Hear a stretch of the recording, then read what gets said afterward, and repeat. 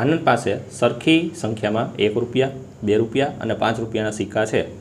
જો તે સિક્કાઓની કુલ કિંમત ₹320 થતી હોય તો તેની પાસે કુલ કેટલા સિક્કા હશે?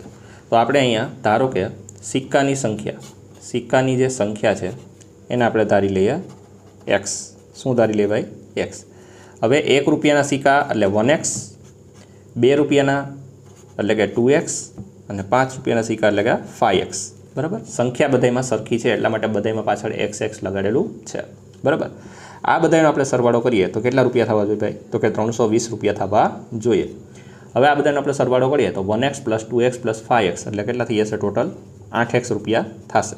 બરાબર, હવે આપણે આમાંથી xને ફાઇન્ડ કરીએ તો 320 છેદમાં કેટલા આવશે? 8 એટલે કે 8 ચોક 32 અને 0 નો 0. ઇટ મીન્સ કે 40 સિક્કાની જે સંખ્યાઓ છે એ કેટલી થશે? 40 થશે. એટલે કે 1 રૂપિયાના સિક્કા 40, 2 રૂપિયાના સિક્કા 40 અને 5 રૂપિયાના સિક્કા 40.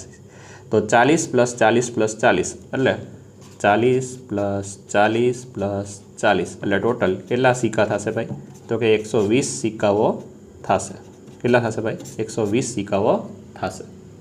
ક્લિયર?